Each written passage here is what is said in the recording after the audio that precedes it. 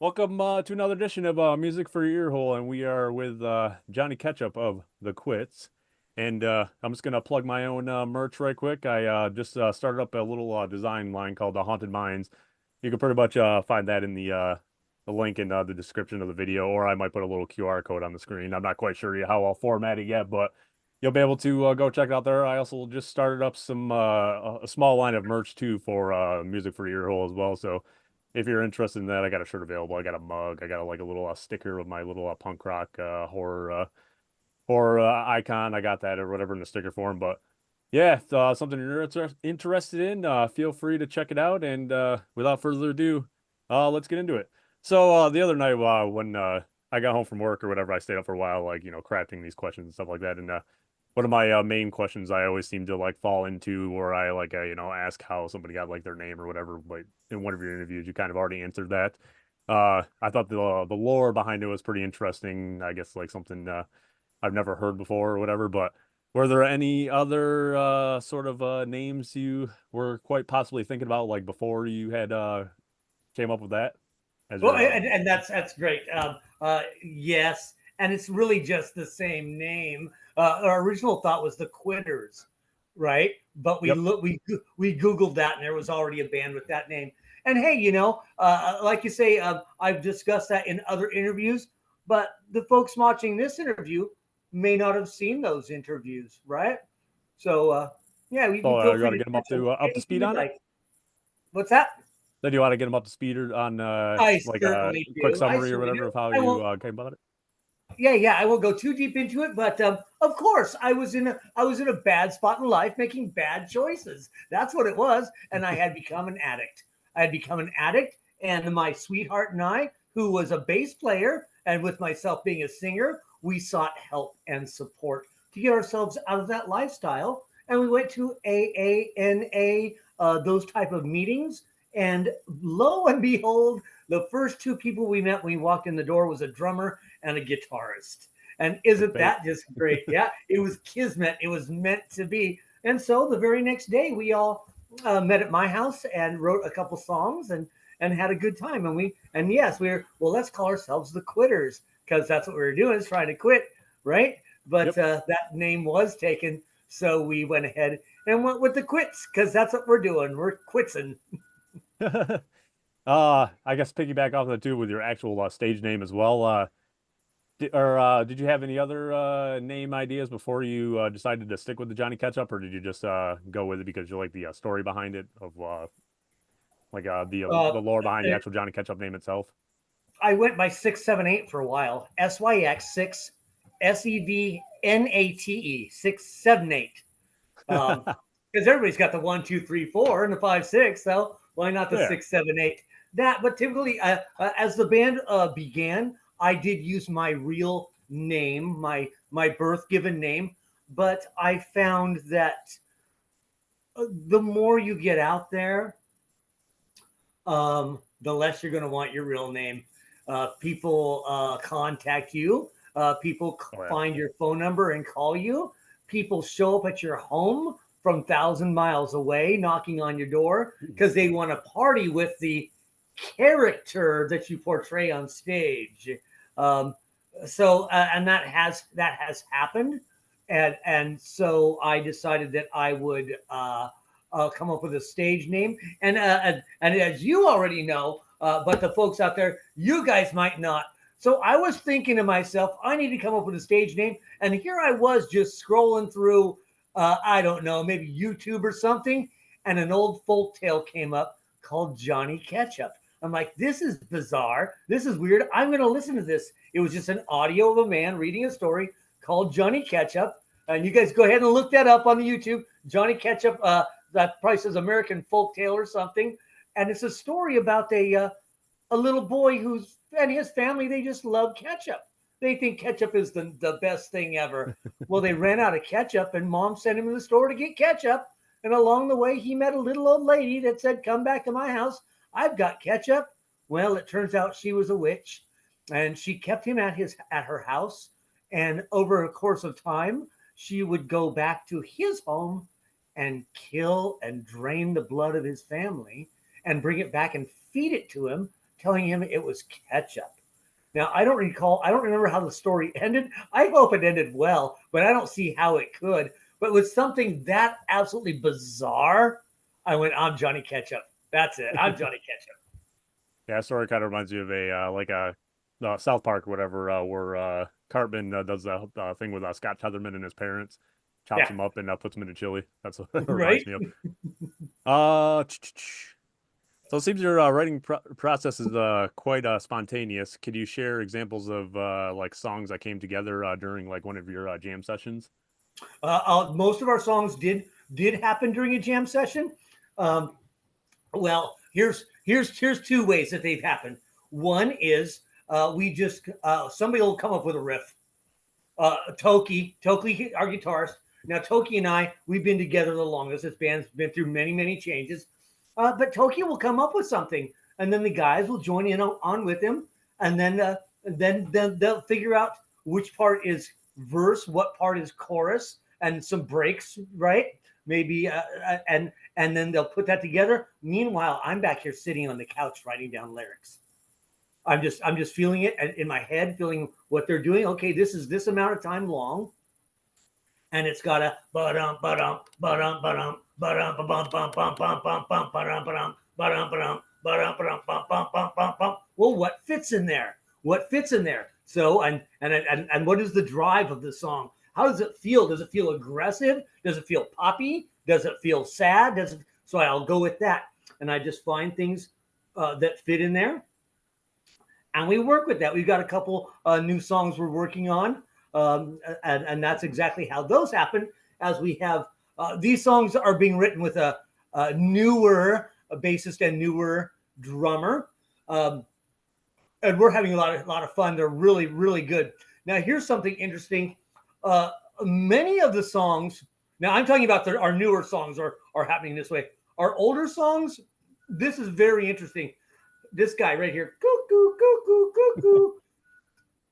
I was I maintain a property, a large property, and I was leaf blowing off this mile-and-a-half road one day, and I have earmuffs on to protect my hearing, and so through my body I can feel the hum of the motor because it's gas powered. It's got a motor on my back, and I can hear that. And as I go back and forth with this blower, and if I went faster, in the meantime, there's a motor on my back going,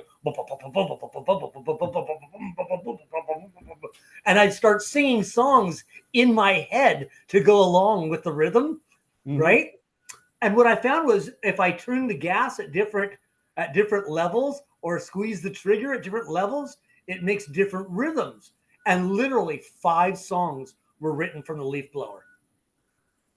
I can see it. I was actually gonna mention something here too, because when I used to work dish at a restaurant that I used to work at when I started off as a dishwasher there, I would like during the peak times or whatever, I would always like listen to like the different pots and pans and like people like putting stuff in the bus tubs, and I'm just like thinking to myself like, man, if I had the artistic ability, I could actually take like some of these sounds or whatever and actually like put them together. So it was kind of cool to like hear that you kind of do the same sort of thing.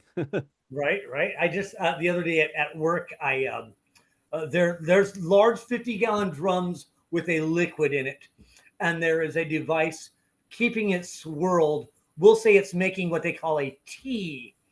Well, that sound,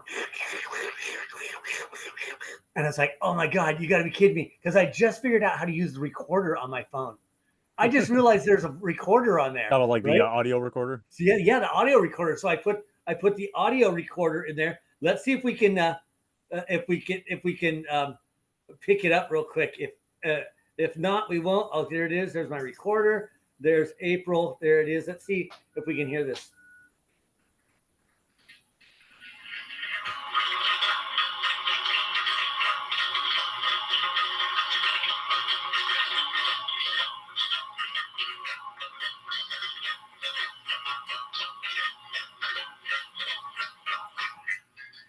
Yep. You see how there's a rhythm in that? Yeah. It reminds me of I'm not a big Motley Crue fan, But whatever that Motley Crue song starts out where the Dr. drums Feelgood, sound it like a kind of almost Harley sounds like that a engine. little bit. Yeah, that. Yep. Yeah, it reminds me of that. But then again, being that we're a drunk rock punk rock band, it also kind of sounds like somebody crap in their pants. It sounds like it sounds like eternal diarrhea is what it sounds like. But the thing is, I recorded it for well, it's 30 seconds. And those 30 seconds doesn't sound like a lot in the grand scheme of thing. But if we sat here silent for 30 seconds, that's a lot of time. If I took that sound and I put it at the end of one of our songs about getting too drunk, because typically people get sick after drinking too much. Yeah. If I put that at the end for an entire 30 seconds of, like at Yep. the end of that, I don't know how old you are or how far back you in music, but I'll be 38 this month.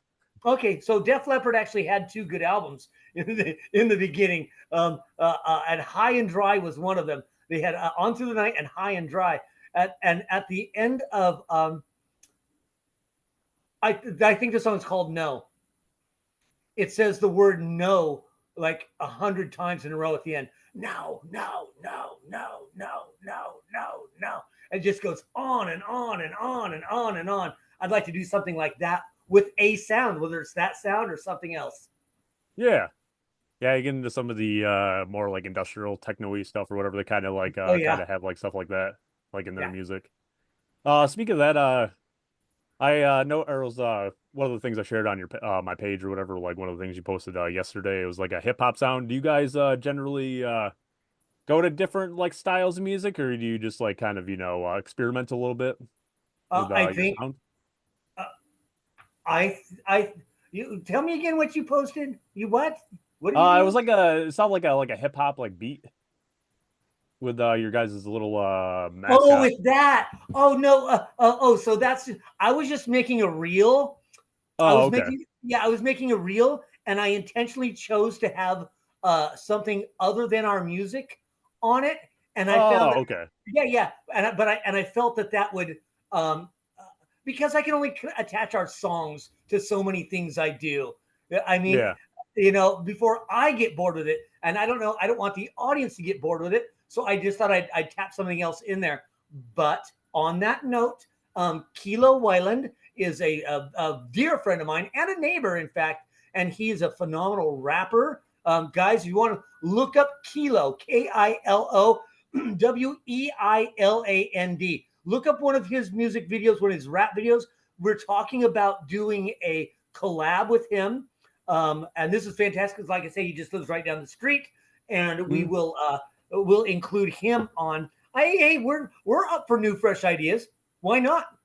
Yeah, I think hip hop and punk kind of like meshed together in like a pretty good chaotic way, like Transplants. I don't know if you ever listened to them guys before. Yeah, yeah, oh But yeah, yeah, they were basically like a hip hop punk rock band or whatever. And I dig it. Cottonmouth Kings, they like mix a lot of those elements in their music too. It's kind of like one of Right. those sound formats that you don't think would go together, but it meshes pretty well together, I think. Anytime I've heard it, it generally sounded pretty good. Here's what I think. I think that our songs are very point blank and cut to the chase. Okay. There's nothing intricate in lyrics in there. There's nothing phenomenal. I'm not trying to win anybody over to any kind of movement or anything like that. I'm just coming in and I'm saying I got fucked up. I got fucked up, whatever. Okay. But now if I had a rapper do a section in the middle of that, because we could say rap is descriptive. Yep, Okay. If that like guy tell put in storytelling basically. Yeah, if he put 15 seconds of storytelling in the middle of that, right? Here, Hmm. so we'll stick with that song, "Fucked Up." It says, "I came in this morning with a pain in my head. Woke up this morning with a bottle in my bed. I got fucked up." That's the entire first verse and chorus. That's all Yep. there is to it, right? But if a rapper took a section of that, they could go into deeper detail and explain. So what I've done in the song is I've written a storyline. Okay, Hmm. and you already know about the comic book idea I've got going, but Yeah. a story. How about I put up a storyboard like, you'd put on the chalkboard, scene 1 will be Jim walking. Scene 2 will be Jim sitting down. Scene 3 is somebody sitting next to Jim. Well, what happened when on the way to go sit down? What happened while you were sitting down? Who is this person? What are they wearing that came sat down by you? Right? Yep. So I just laid down the basics, and then the rapper could come in and put all this detail into it. It'd be so fun. Yeah. I guess kind of break away a little bit from my not or stuff that's not about your music. I'd say probably punk and hardcore have been doing pretty strong lately outside of like the I guess I want to say like the TikTok stuff or whatever with like pop punk because you got bands like Gel, you got Drain, you got Amel and the Sniffers, and you got like the Chats. I feel like punk and hardcores are going pretty strong. What's your current state on the scene right now? And I guess who are I you think feeling it's as well from fantastic. up that era? I'm sorry. Say again. Oh, I'll say I was gonna piggyback on that and say, who are you feeling right now out of I guess the new blood that's coming out? Okay. Actually, I've been pretty quiet lately and haven't really been listening to anything. I'm going through a phase. I'm going through a thing right now. But you did just mention two of them that I was really digging for a while: the Chats and Amel and the Sniffers. Yep. That Australian punk is so fun, dude. It's so fun. Yeah, it's kind of I love goofy. that. Kind of like goofy, but not like in a corny kind of way. It's Right, right. And like I'm how them not guys really basically just big having fun. You what? I'm not really big on the goofy kinds of stuff. I mean, okay, so there's fun, silly, and then there's just like, to me, well, I don't want to be insulting. How about that? And there's just stuff that doesn't tickle my fancy. How Yeah, about there you that? go. Right? So I do like that the Chats, it's not comedy punk. It's just their way. It's a way of being silly, of course, right? But Hmm. it's not goofball. It's not third grade humor. Oh no, Okay, definitely not. how about that? And Amy, uh, her stuff, of course, they're sexploiting, of course, and they're Yeah, using a it up little in, bit. and that's fine because and the thing is, she More sees me, empowering than anything to me. Kind of like yeah, taking yeah, back her femininity. yeah, because she sees me a pretty tough cookie, doesn't she? Oh yeah, oh yeah. Yeah, She yeah, looks like she's she could just, probably brawl. yeah, I yeah, wouldn't want she's to not mess with her just some anyways. some Even though lame she chick. seems really sweet in interviews I've watched with her, but I feel like you probably wouldn't want to mess with her. Right? We've tried to play with them. I've tried to contact them, but I've gotten nowhere. So, Amy L, Amy, if you're out there listening to this interview, you can get a hold of old Johnny Ketchup here, and we can talk again about maybe doing some work together, play some shows. What I'm really into right now, and I have been for a while, is Fire Exit from Scotland. They're just fantastic. They've been around for 47 years. Can you believe that? Wow. Geriatric Rodden and I, we speak often, almost daily. We became friends. His end, we'd call it mates. We became mates about 2 years ago, and we've really been supporting each other back and forth and trying to figure out a way for us to get over to Scotland. And he can set us up with full tour over there throughout the United Kingdom, and then for him to get over here. They're actually playing Crash Festival, I think maybe next month in San Francisco. They're coming to the States for only 3 days, but it is pure classic punk rock. It is great. Now, mind you, two of the members of the Quits are also in another band called Cell Block 3, and it is straight up hate core. It is straight up hardcore punk fucking rock. It is I love that no stuff. fucking That's kind joke. of my favorite thing. Especially when Yeah, and that breakdown hits when they're about ready to go into the breakdown or whatever.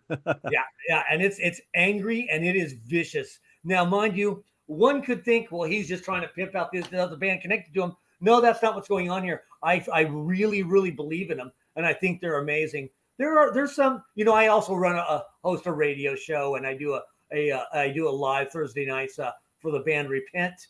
I'll always have a good tie with those guys. They're metal, but as far as the punk rock goes, I'm really an old school guy. I mean, give me some GBH and I'm good. Yeah. You had mentioned that you have two other members that are also in another band. Have you guys ever actually like done like well, I think I've heard an interview you said you guys have like done shows with them before, but have you guys ever like gone on tour, and I guess another more of a I don't know exactly what I want to call this question, more of like an insightful one or whatever. I guess to like pass on knowledge. Would you uh, would you think it's a good idea for I guess local bands to kind of like group together to tour to like get more exposure, or do you think it's better for bands that I guess kind of like branch out on their own, I think it's kind of like absolutely do like a little packages or whatever, you know what I mean? yeah. I think it's genius to tour together. It's the smartest thing ever. Find Yep. yourself another band that's like you or would fit in with your genre, and bring them with you where you go. We play almost every song. Cell Block 3 comes with us to almost every show we do. Okay. As a Yep. matter of fact, since we've met up with Cell Block, have we? I think we might have done one show where we played and they didn't, and that was here out in the boonies where I live at a local bar. I put it on on an event there. But typically, yeah, we do play together. We were going to play together on the 17th of this month in Oakland, but the Quits opted out. Sorry, guys, playing with Angry Tunes. We totally love you. You're lots of fun, and everybody else on the bill, you're lots of fun. But see, here's the thing: Toki and I, Toki's on guitar, I'm on crazy. Yep. Toki and I have been trying for years to go to Magic Mountain when we go to California, and every time we get down there, something goes wrong, and we end up not being able to go. So, since we are playing on the 18th in Hemet, California at Punk Rock Palooza. You guys got that? It's put on by Andrew and the Cockblockers. Hemet, California, May 18th, I'll Punk put a Rock little flashing Palooza. logo at the top or whatever with the That's right. date. I'll send you the poster and you can add that in there. Punk Rock Palooza 3. Well, we're playing that on the 18th. And so we're going to let Cell Block 3 is going to go ahead and do the show on the 17th. Jose and I, Toki and I, and Malicious, our merch girl, we're all going to spend that day at Magic Mountain, and then we'll all meet up together at Punk Rock Palooza. Nice.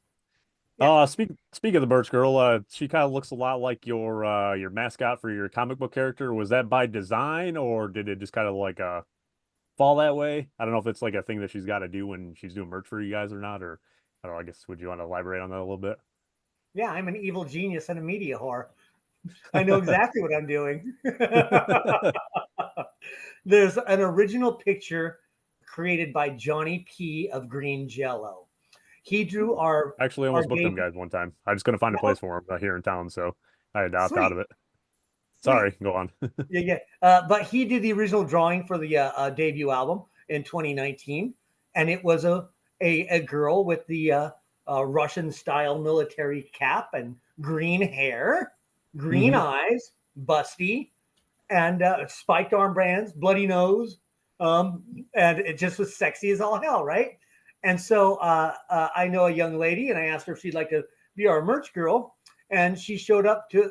Uh, I didn't know what she was. She asked if she could dress up like we'll call it mascot.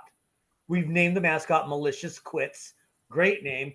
But we played the Whiskey Go Go in Hollywood and at the hotel. She's in the bathroom for like an hour, and she came walking out with that green hair, green eyes, the sparked armbands, the skin tight latex pants, and the quit shirt. And it's like, oh my gosh, this is just amazing. I love this. How can we market this? It makes sense. And listen, folks, I'm not a money focused person. That's not what I mean. What I mean is to get the name out there. So why shouldn't I give Malicious? Why shouldn't I give her own? Why shouldn't she have her own merchandise at her own at our merch table? Why shouldn't she become a character? The Accused has Martha Splatterhead. Everybody knows her when they see him. I think that Iron Maiden has some kind of a figurehead thing or It's like something. Dead I Eddie or think something like that. I think his yeah, I name is think it's Eddie. something like Eddie, isn't it? Yeah. And you Yeah. know it when you see it and they merchandise it, right? They make it something that people want to get. Well, I've had a lot of artists working on different renditions of Malicious Quits. You've seen those. Some are fantastic. So the idea is we're going to make a comic book They're going to make a comic book, and we'll start with one. We'll see how that goes. But why not have her sell her own comic books at our merch table? She can autograph them. People could get their pictures done with her, you know? So why not? And then, of course, I'd like to, I've got to get a song going that's in the theme of the misadventures of Malicious Quits, and or an EP. I guess going back to the COVID, the pandemic era, can you describe the I guess like I guess like your story, like the trials and tribulations of like being a band and like trying to, go and record and, obviously like perform music and stuff like that. Can you describe like the mindset? I was there, I don't know if you watch wrestling at all. You do? Yeah. Well, Okay. there's more stories than that. Okay. Yeah, no, there's a guy on AEW. He was talking about like him being in Japan and like how like his like what they had to go through as opposed to us people in America like had to go through like them how they had them as wrestlers or whatever like what they had to go through like their lockdown stuff like that. But could you care to tell people at least like like a story or whatever of what it was like recording and trying to like be a band like around that time period? Yeah. Now you Give them got me some all insight. tied up. Now you got me all tied up, and you all got me all tied up in some kind of arm bar here, buddy. Um, so, I like that. I okay, like to ask some of the tough questions every once in a while. yeah. So I'm going to touch on this, and then I'll answer the question. Okay. Okay. I used to be roommates with Sandy Barr, who was when he was young was the teenage dream. He went on to become the referee from Portland Wrestling, which from Portland Wrestling came almost everybody that you know in the old school of WWE, WWF. Your Jimmy Snuka, Bushwhackers, or what the hell they were called. They were called Sheepherders when they were here. Roddy Piper, Andre the I think it Giant. was the All those Bushwhackers. guys came from right here in the Pacific Northwest. And I was roommates with Sandy Barr. And then after he passed away, we started a rockabilly band called the Sandy Barflies. So I know a little bit about wrestling. I've been involved in that a little bit. What was the question? It Pandemic. was originally like about how was being a band like be during COVID basically. Like what was the Yeah, it was. stuff that you guys had to go through? We took advantage of it. We took advantage of it, and we recorded the album, and we just did it. Took our time, did it nice and slow. It cost a lot of money, but because we were doing it nice and slow, we were at a really nice studio, City View Studio in Salem, Oregon. Um, I mean, we're talking top end. This is not somebody's basement with a couple computers. This guy's got boards this friggin' big in there, just and like 4 different sound rooms. It's just beautiful, beautiful. But yeah, we took advantage of the downtime and went ahead and recorded, and that was what was best. And plus, we wrote the song called Lockdown, which is it's basically the virus itself telling people you better stay out of my way. I'm coming for you, and I'm putting everybody in lockdown. Yeah. Add or ask you another kind of tough question. With AI, becoming a thing now in music or whatever, like basically like start to shoehorn a little bit into the music recording aspect of things. I'm not going to take the or ask it on the side of I guess like rallying against it. How would you say AI could be used to help music, push it forward, and to help artists themselves, with their recording or any sort of aspect about their music to like make it better, I guess enhance it, or they could use it to help with their music. I guess that'd be my question. My answer is I don't know because I haven't used it, and I don't even know how to use it. Oh, Um, okay. yeah, I don't know where that would start. I mean, I am involved with a lot of AI people, but those are artists that I'm going to call them artists, people that take part in creating images. That's the only part of AI I'm involved with. But at the end of the day, isn't AI a thing? Let's call it a robot, okay? Yep. Isn't AI a thing that you tell it or describe it what to do and it gives you a product, something to work with? Yeah, Isn't pretty it the much. same thing as an effect pedal? Isn't Yep. that isn't that still just a machine that you turned some knobs and told it what to do and plucked a Exactly. string and it did something that is absolutely not what you did to that string? Yep.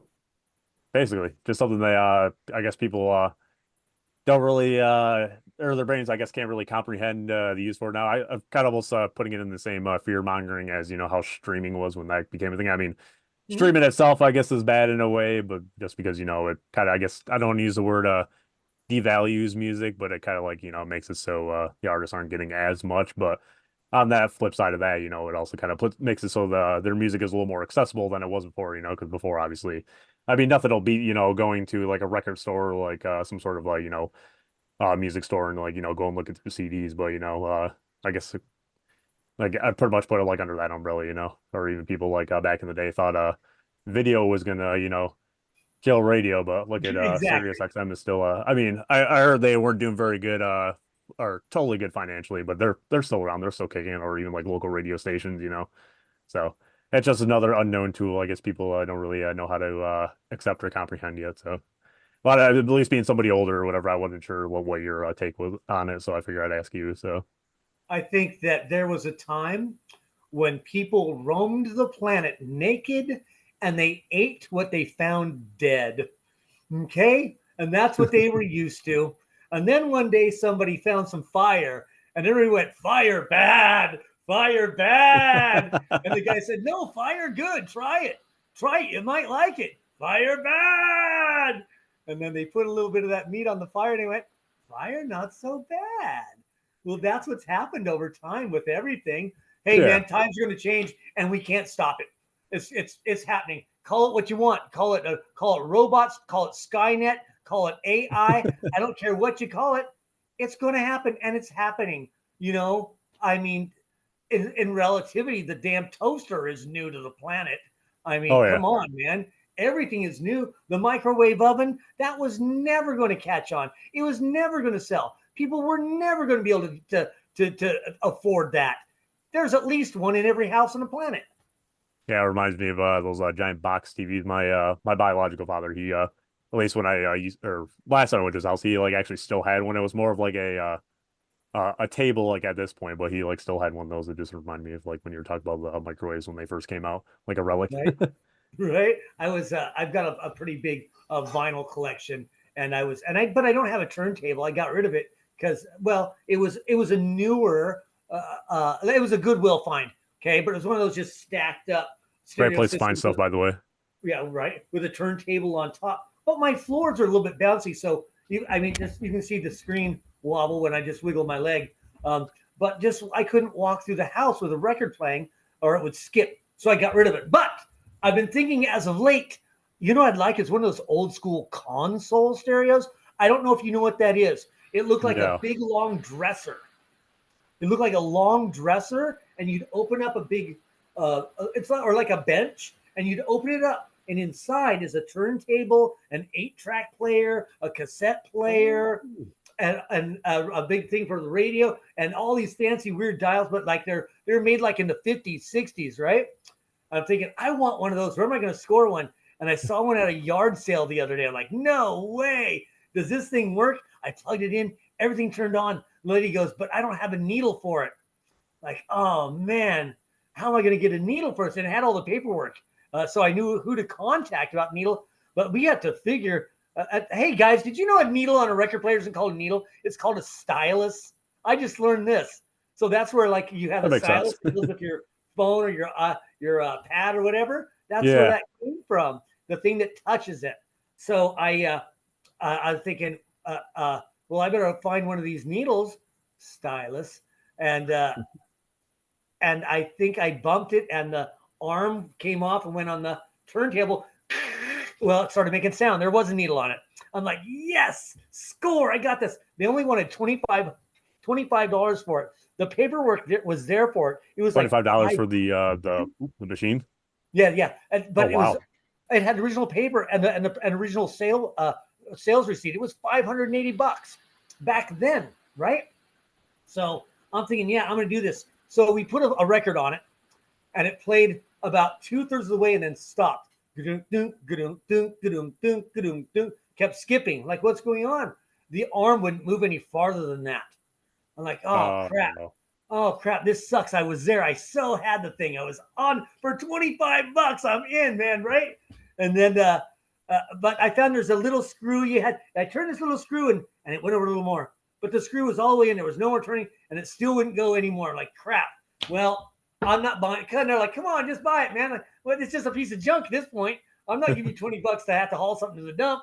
Well, and it's actually a friend of mine's house.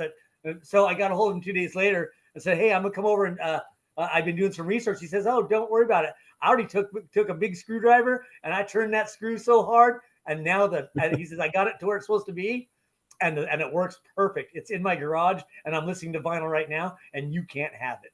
I'm like, oh, son of a gun. Oh, that sucks, man. All you had to do is just tighten it just a little bit more. Right?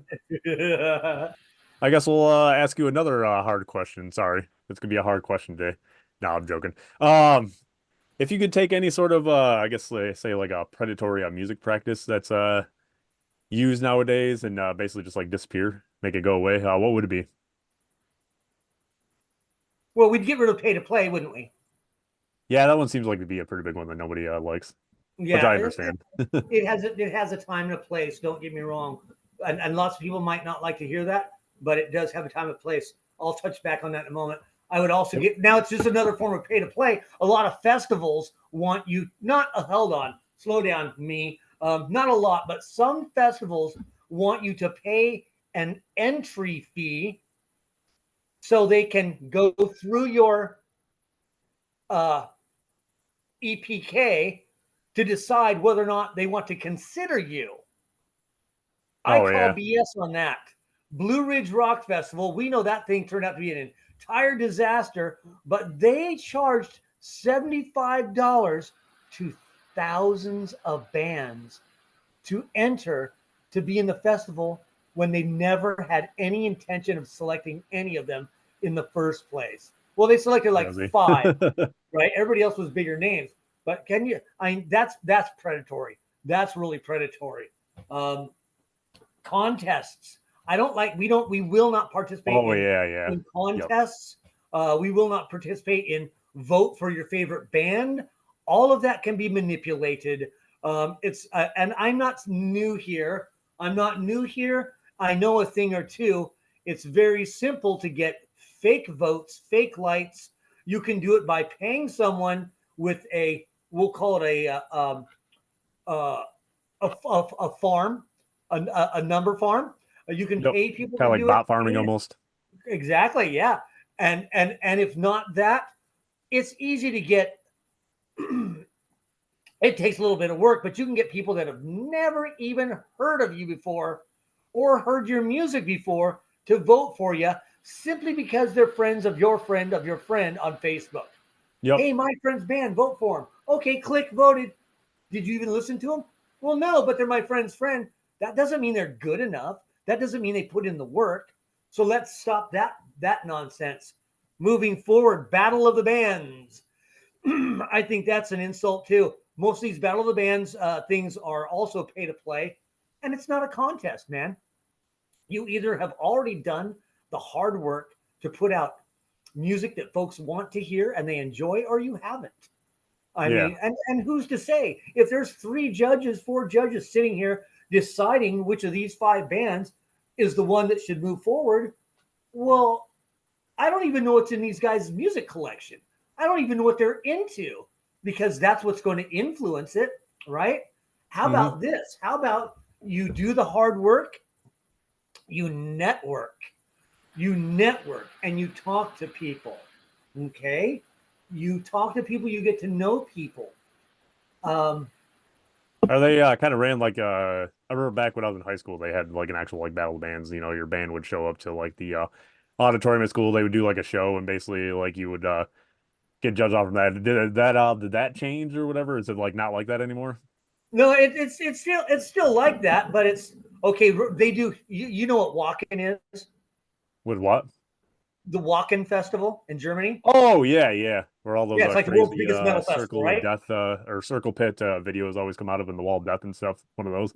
Yeah. So Wacken does a regional battle for Wacken contest, and some of the bands I've seen in these events, and even bands I've seen move forward, aren't even what I'd call metal. we certainly wouldn't do it because we're neither punk nor metal. We're pedal, whatever, right? Uh, or maybe we're monk. I don't know. It's a favoritism game. It is. It's a favoritism game. It's not done on merit. And like I was saying, you got to network. You got to get to know people. You got to shake hands. You got to be Mm-hmm. cool. Don't be afraid to get on the internet and look somebody up. You know who I've been talking to this week? Well, you don't. But this is interesting. Here's who I've been talking to this week. Well, Jake Perry, who runs the Whiskey a Go Go, he just sent me a handful of free tickets to the Dickies in November that I'm going to take with us next week, and we're going to put those in the raffle for the at the Punk Rock Palooza. Krogi Nice. Spence, Krogi and his lovely wife Yvonne, they will be there. Krogi is in rat feces, and he's had some hospital problems, so that's what this event is really about. We're holding a raffle to raise some funds to help take care of his hospital bills. But see how we've all networked together. We're getting to know each other, and Yeah. so the guy that runs the Whiskey a Go Go in Hollywood. Come on, I just call him up and say, hey man, can you? He says, sure, of course. That's what kind of connections you need to make. And how do you make them? By being friendly. People are afraid to, well, I don't want to bother the person. I don't want to get on here and type and go, hey, is this really you? You know what? I've been talking to Tim Ripper Owens, who did the 2 Judas Priest albums, singer, right? And now he's a singer for Mm-hmm. KK's Priest. I've been talking to him all week. And that all started from an argument on TikTok 2 months ago. But we've been legitimately talking this week. And I also often talk to Alan Atkins, who was the original singer from Judas Priest before Rob Halford was in the band, right? Nice. And isn't that exciting? And that's just because I had the what with to reach out and say, hey, how's it going, man? Is this you? This is me. And just, get out there and get to know people, and then you can start getting to know venue owners personally. You can start to get to know executives personally, Yep. managers personally, record labels personally. This is all really important. So on that note, yeah, let me touch back just for 1 second again on the Whiskey a Go Go. It is the only venue in the world in the Rock and Roll Hall of Fame. Oh, Okay. I did not know that. Yeah, it is. Some of the house bands have been The Doors, Led Zeppelin, Jimi Hendrix, Motley Crue, and that list goes on and on. Aerosmith, the list goes on and on. Okay. Mm-hmm. Some of the equipment that people use on that stage was the same equipment that was used by those bands. Okay. Mm-hmm. It is a blessing. This is on Sunset Strip in Hollywood, California. It is a pay-per-play venue, but where else can you just look at their lineup of who's playing and go, oh, Slayer's playing that day? Can I play with them? And he'll go, yep, for $300, you're on the bill. Well, Yeah. I don't know how else you're going to get to play with Slayer, guys. I don't The best know. case scenario for pay to play, or like a good example of it, being in someone's favor. Yeah, exactly. And see how it comes full circle. We played there a Mm-hmm. couple times. We'll be back there in on November 15th with the Dickies. Yeah, that'll be a blast. But that's kind of why he sent me those. Well, that's not why he sent me those tickets.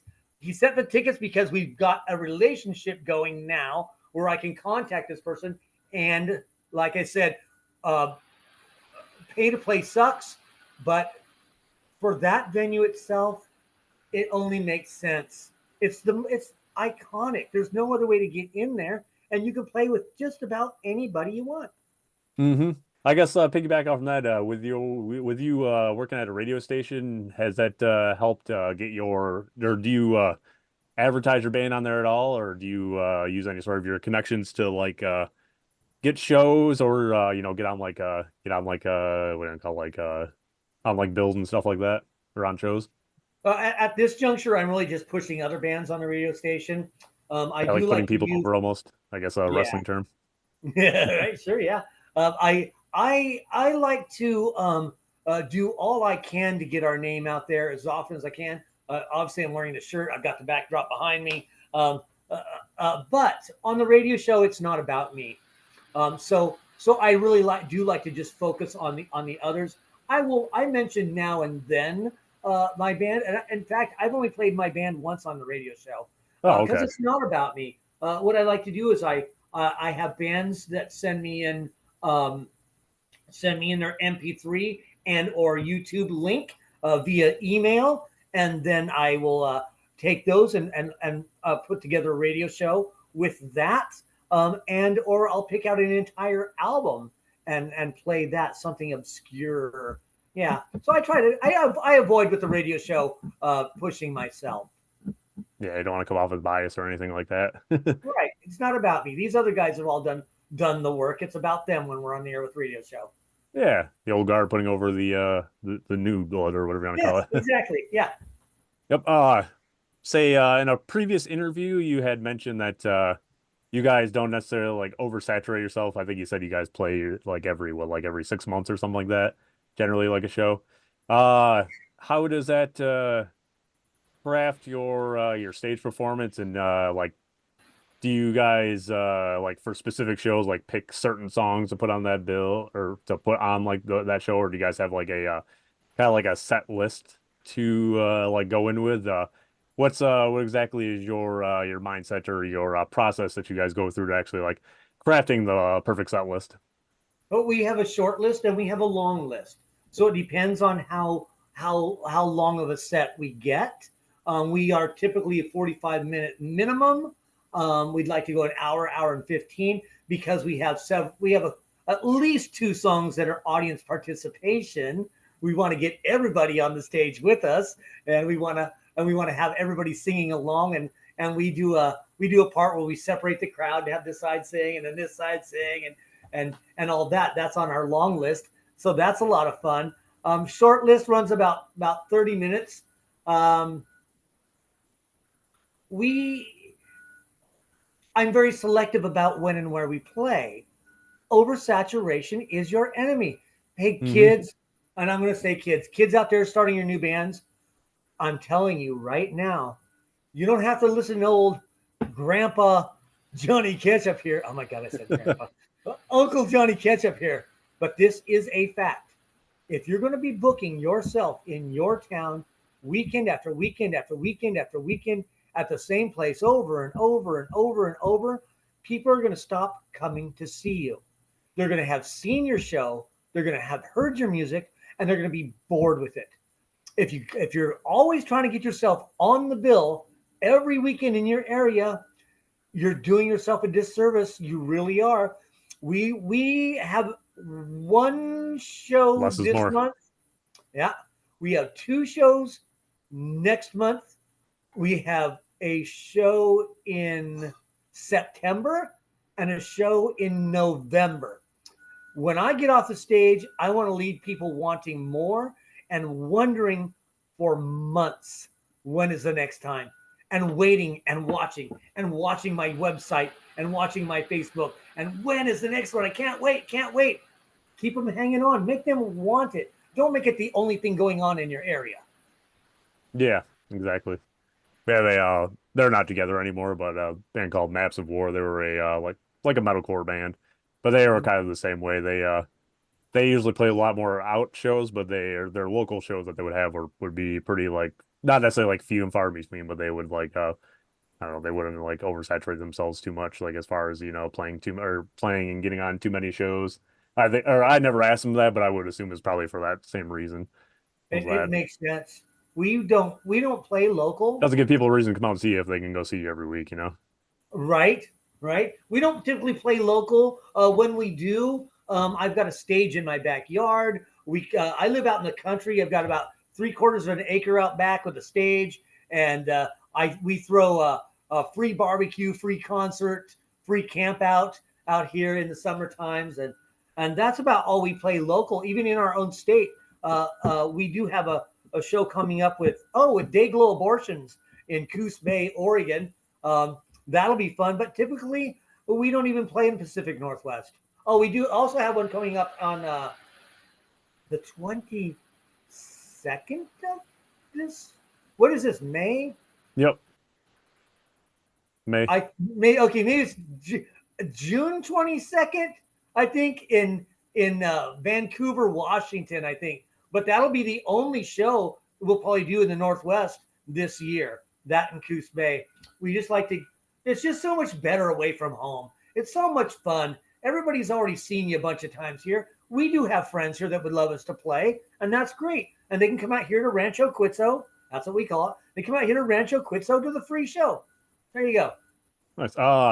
Speaking of that, I'll ask you a traveling story. I would assume you probably have traveled around quite a bit, like as far as performing in different states. What has probably been your most memorable, I guess, state or venue that you performed at, and I guess why? Not trying to I like do. make you pick favorites or anything like that, but like one that kind of like stands out in your brain, I guess. You're a No, little bit more I that do have route. a favorite. I do have a favorite venue. Oh, It's okay. called the I don't want you CR. to get any enemies or whatever for Oh, putting somebody over another, no, it's the CR 23 bomb shelter. It's in Blend, Colorado. It's and you guys look that up. CR 23 bomb shelter. It's run by a guy named Cody Ruff. It is literally an underground bomb shelter in his yard. That's right in the middle of a neighborhood. It is so That's funny. interesting. And I don't even know how this started, but it's kind of iconic at this point. Touring bands that come through Colorado and don't have a date in that area, they get a hold of Cody and they play in his little bomb shelter.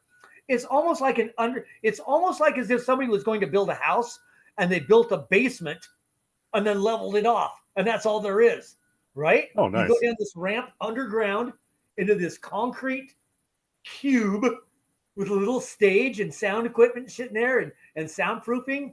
And it holds like a few hundred people. And it's Nice. just a blast. We go there every year. We'll be heading there next month. Um, uh, oh my gosh, it's just so much fun. It's cool. Yeah. They probably good on the sound ordinance because you said it's in the middle of a neighborhood. I'm sure the neighborhood loves them or whatever because it probably doesn't really make too much noise. Well, and the thing is, he's got good neighbors. There's one new neighbor that's making a little bit of trouble, but other than that, no, everybody is fine with it because everybody's invited. That's the thing. Throw up the barbecue grill, invite the whole neighborhood, and then he is respectful. All shows end by 10:30, right? Hmm. So, and he makes sure that no one's drinking and driving, and there's no underage kids drinking, and we all take care of each other. Nice. Yeah, Uh, Circle back around to you said you had a venue at your house. yeah. Yep. What's it like? I guess like performing or putting on shows like at your own private residence. Well, it's interesting because they have to come in and out of my house to use the restroom, and now I've got strangers coming in and out of my house. I'm a pretty trusting guy, and I'm a minimalist. I'm a minimalist, so the only thing in here for them to steal would be outside on the stage while we're playing, anyways. So Yeah. yeah, I don't know. I think it's just a lot of fun. We have a blast. Like I said, I live out in the middle of nowhere. I live in a small town called Sheridan, Oregon. Now you guys all know where the hell I live. I live in this little town, and let's see if we can pull this off just really really quick. I'm going to lift this up, and I'm going to come back here, and let's see if you can see out my back window. Can you see out there at all? Oh, that is nice. See, that's all just land out there, and so I just what I do is like I said, I invite the whole town. I put out I manage one of our local uh, towns Facebook pages. Plus, there's a couple others. So I invite everybody in town. I put on free barbecue and free concert, donations accepted, and we have an absolute blast. We're talking right now with a couple of other groups about doing something on 4th of July. So Nice. that'll be fun. Yeah, I love it. So do you guys do like do just strictly do shows? Do you guys do like I don't know like benefits or like what type of stuff do you guys usually do there? I guess that's what I'm at the root of what I'm asking besides like the Um, shows, it's all of the above. all the All above. of the above. I mean, we have touring bands that come through here too, and then we just all the money goes to them, of course, Yeah. right? So I would call that a benefit, right? Yeah. It's You know, benefiting the bands playing there. right? Yeah. No, but we also I'm a member of the Highway 18 Riders motorcycle group, not a motorcycle club or a group.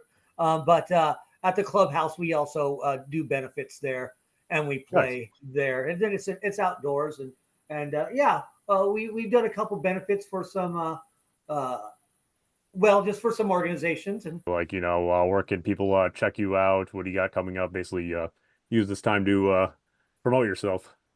okay, sure. Hey, what do we got coming up? Let's do with that. Um, gosh, I wish I'd had all this written down, but It is what what do it we is. have coming up? May 18th, Hemet, California, Punk Rock Palooza. June 7th, Denver, Colorado, at the East Fax Tap Room with Red Stinger, The Quits, Cell Block 3, Addy Tonic, and Cobra Thighs. That's going to be a blast. Like that June name, I don't know 8th, why. yeah, June 8th at the CR23 Bomb Shelter in Blen, Colorado. June 22nd, we're in uh, Vancouver, Washington.